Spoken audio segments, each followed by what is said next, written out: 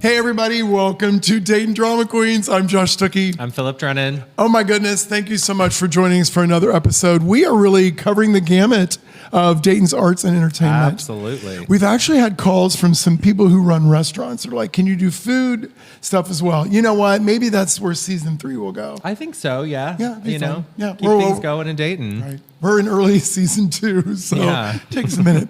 But listen, we've got probably one of my favorite people in all Dayton, Ohio. I'm with already us laughing today. and we haven't even started. Oh my God, the we have been interview. laughing our heads off. You are going to really enjoy this interview. It's Ben Douglas. Hello. Yay. Hi, This is thank what- you. yes. So happy With to be Black here. Box and Yes. everything else in Dayton, Yeah. Ohio. First and foremost, where are you from? How'd you end up here? Tell us all about your life. Oh geez, I mean, tale as old as time. I'm an Air Force kid, so Okay. I did came not know here that. because my dad in 2000. Okay. I grew up in the South. Okay. So you hear some accent every once in Yes. a while. Where in And the South? Where were you? So I was born in Alabama. So Okay. sorry. Yeah, no, that's okay. I never knew Lived that. in South Carolina, Wow. Virginia. Yeah, we My kind of went around. gosh. Yeah. Okay. And then moved here in 2000. Never left. Yeah, okay. Yeah, you guys get me. And you like Dayton? I love Dayton. Yeah. Yeah. It's one of those things where it's like I never really had a hometown growing up. Mm-hmm. So once I came here, I went to high school and then went to Wright State, it was like, okay, I'm locked in. This is my new hometown. And, Yes. and then you just like get more and more into the community like I have. And it's just the best. So I what did you think. take at Wright State? What was your... So I was a theater major for 2 quarters. Okay, Decided okay. that was not Yes, Don't wanna I do hear that. you. at all. I was like, hear you. no. So then I went to business. Okay. Because it was like, you got to find a job. Did that for 1 quarter because that did not work out Lord, either. you Yeah. flip that corner, see where it lands. So I went to my advisor and I was like, what is like a middle ground I can find here? Yeah. And that middle ground was communications. Okay. So I got a communications degree. Okay, awesome. And I still do it today. Yeah. Yeah. So yeah. That is true. I mean, that's like a nice middle ground between. Yeah, I was like, I want to nothing- make money, Uh-huh. but it needs to be like a softer kind of practice. Right. Like I need to like Yes. talk to people and do interpersonal things, like Yes, stuff like right. that. So did you Yeah. start performing when you were younger, or like when did you kind of get into that whole thing? So it really started with like Kids Incorporated and Star Search and Mickey Mouse Club of like just like the Star infatuation. Search, everybody. Yeah. Star God, Search. I was convinced. I was like, I'm going to be on Star Search Mm-hmm. in Yeah. the dance category. No training whatsoever.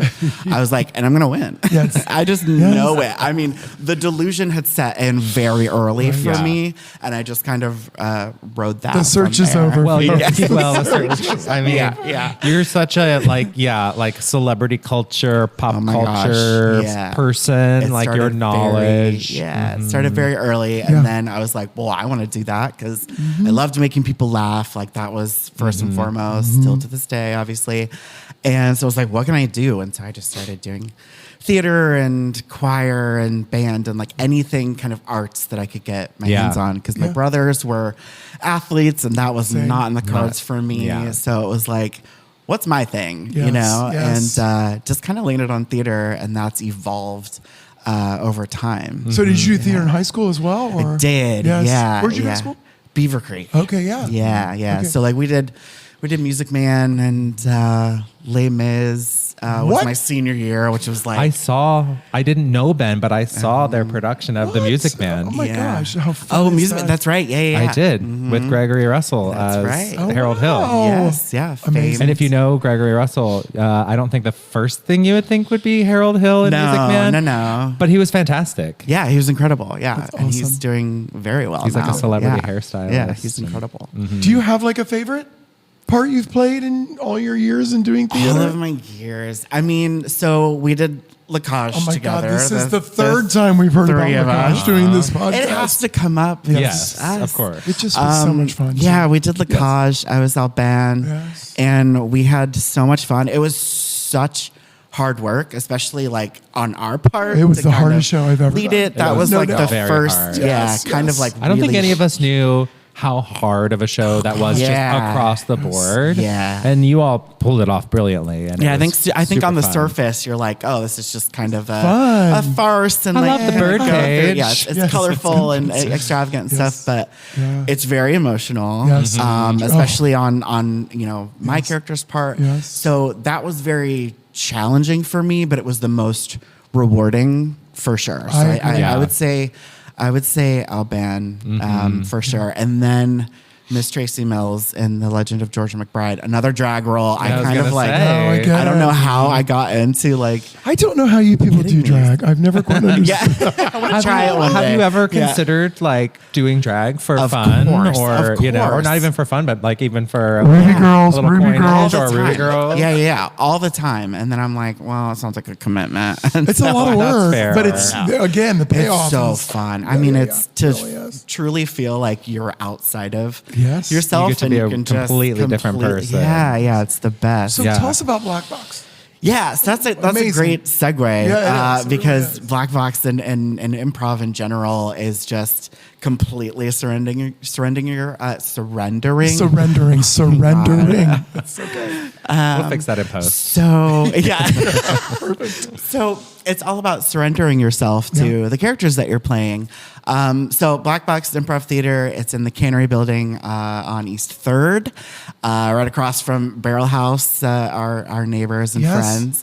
And it's the most fun thing I think someone can do, especially an adult. Like I teach it as well. And so I always say like, this is the dumbest thing you're ever going to do. And you're going to have so much fun doing it. Like it's so important to understand that like no one is looking at you to like laugh at you or like make fun of you. You know, people get really just so tense, especially like looking at traditional theater in comparison. It's like, oh my gosh, I would rather do improv all day long because I can just walk in and do my stuff and then leave and no one knows if it's right or not because there's no way. It's so funny. I think of that anytime I think about improv, I get so anxious. See, and I'm the opposite. Yeah, because I need to know what I'm doing, where I'm coming in. You know, I need to know all those things.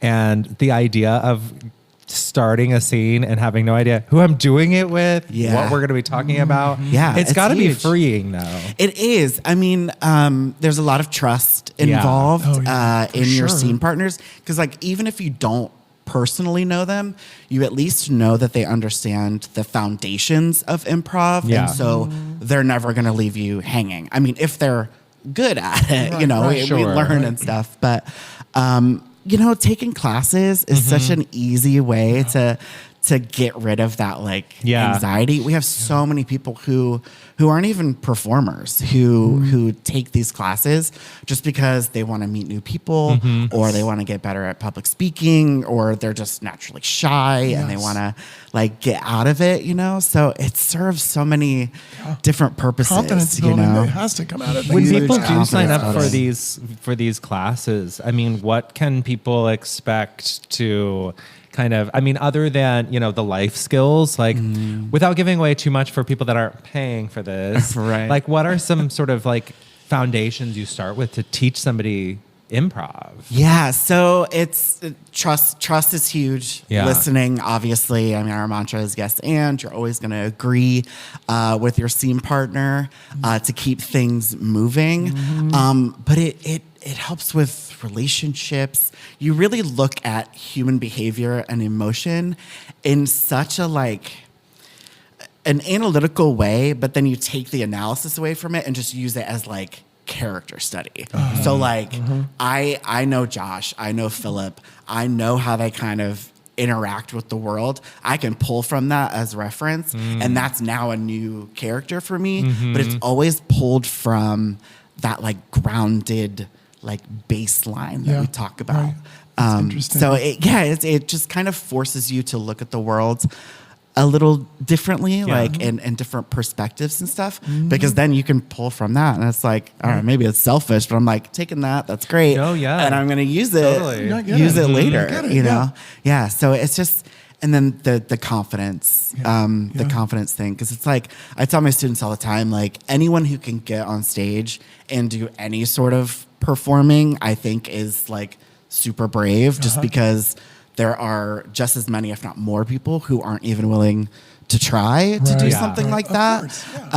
Especially if it's something that you're making up on the spot, which adds that extra bit of like, oh, I don't know what I'm doing. Nerve-wracking. Just like once you're able to do that, like once your mind just like completely opens up and you're like, oh my gosh, like if I can do this, I can like maybe do anything. And that is also where the delusion comes in. So you gotta have that. You have to. I truly believe I can do anything. I'm like, try me. Can you teach classes on that? That's what I would love. That's the harder. And the funny thing is, Philip, I see you as being like just in control and you've got it. And that's so completely funny. Yeah, no. Funny. It's weird. I thought you were gonna say you look at me and you see complete delusion. I mean, that's always part of it though. True. Yeah, it is. Some of my favorite performers are just delusional. Absolutely. Because it's like there's a positive delusion. Like it's not always like. No, I know. Oh yeah, you see. I mean, superstars that are talented. Sure, are they any more talented than people we literally know in Dayton, Ohio? Yeah, no, right. but they had that delusion since day one that I am a star. Yeah, and that takes you all the way. Self-confidence, just believing in yourself, which like sounds so crazy and like simple, but a lot of people just don't. You know? True. And I didn't for a long time too. I didn't know what my strengths were really, especially on stage. And improv, I think, really like changed the game for me and like how I approach material, how I act. I mean, how I process emotion. I mean, everything. I'm not looking for perfection ever. Yeah. I'm looking to see if I'm serving the character, if I'm serving the context of the story. Mm-hmm. I want to live in that world. Yeah. And if I can do that, then nothing else matters. Did you just like happen upon this improv thing? Did it just so like one night you're like, this is it? It's kind of crazy. Like I always knew that the theater was here.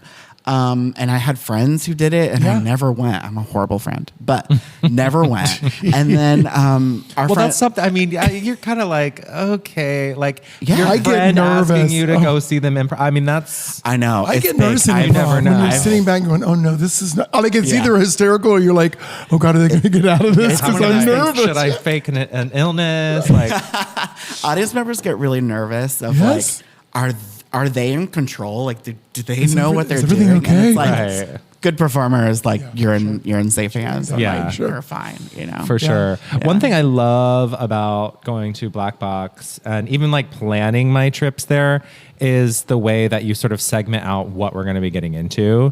So for people that, maybe haven't been to an improv show, you can go look at the calendar and say, oh, they're doing a musical this night. Yeah. Oh, like I know y'all just had Galentine's Day. I mean, there's like events and there's theme nights and there's sketch comedy. Yeah. So many great things.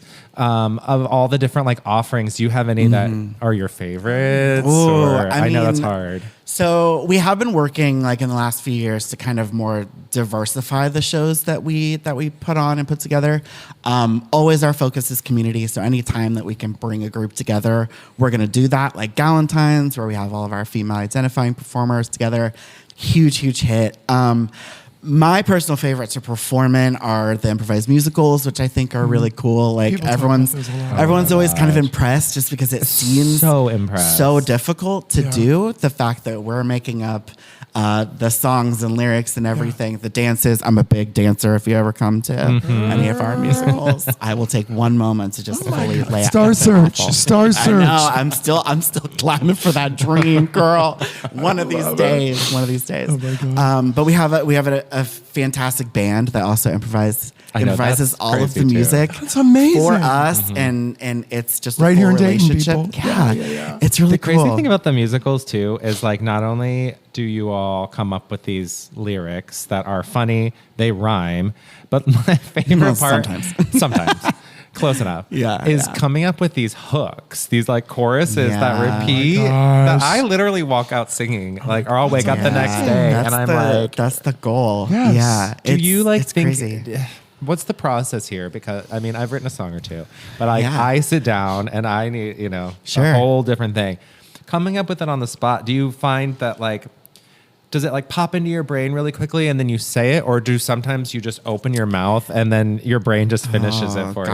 It's both for sure. You start with an idea based on the context of the relationship going on and what the scene is showing. So you'll take like one little nugget of an idea from that, and the whole point is like you're not singing to advance plot. Like you are just singing. Like Right. this Yeah, is just a right. song to kind of fill out what's going on within these characters, you know?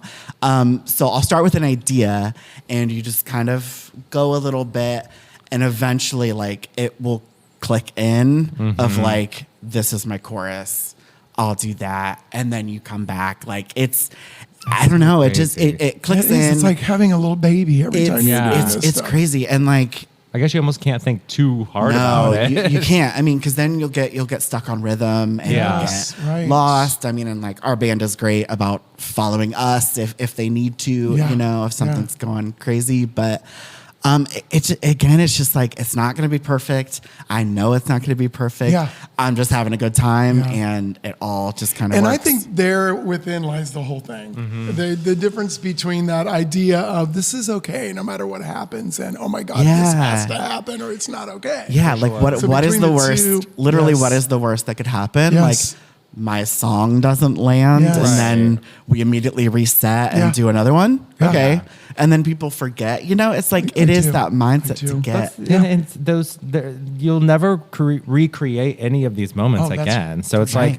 like that is kind of really cool to watch. Is like I'm witnessing something that only these people in this room will see. Yeah. It'll never be the same again. Yeah. You know, it'll never And we have won't the even same feeling. remember the second we walk off stage. Right. Oh my Most of the God. time, like you just Yeah. kind of like black out because you're just like in the zone and you're having fun and doing all this stuff. Like Yeah. you really do just like push all thinking That's- aside and you're like, I'm just this is locked in. Hearing you say all this, I truly have gotten education today because I've always been like, how does this work? Yeah. And now I'm kind of like, now I see what it's really creative expression in a whole different level than Absolutely. Yeah. what we do when we're putting on a show, you know? Yeah, yeah. So cool. But you see how adding improv to theater, like Right. we often did often in did in Lacage. that Lacage. I don't Yeah, know that too. I don't know that we ever got any of our lines Oh, I never did. 100%. I never did. But we got that just across. We sure did. And Sure did. And it was we in kept those it going. improv moments Yeah. that people lost their Well, I'm shit. sure Oh, too, you absolutely. can start to see Yeah. early on, like just like Lacage, or if it's a black box show.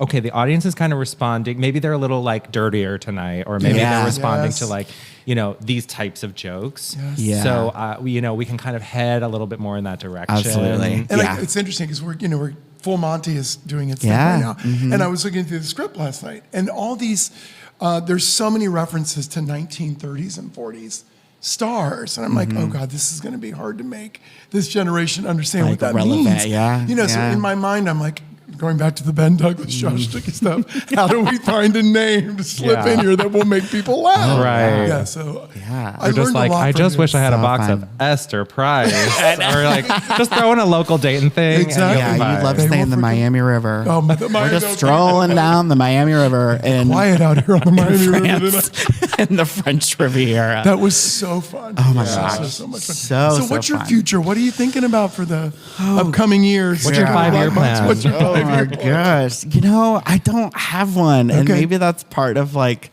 the That improv way- mindset where it's just been really great to like follow things and like God, how nice. I just like I'm doing more with Black Box and it fulfills me in a way. And so it's like I just want to keep at that, and see what happens. So great.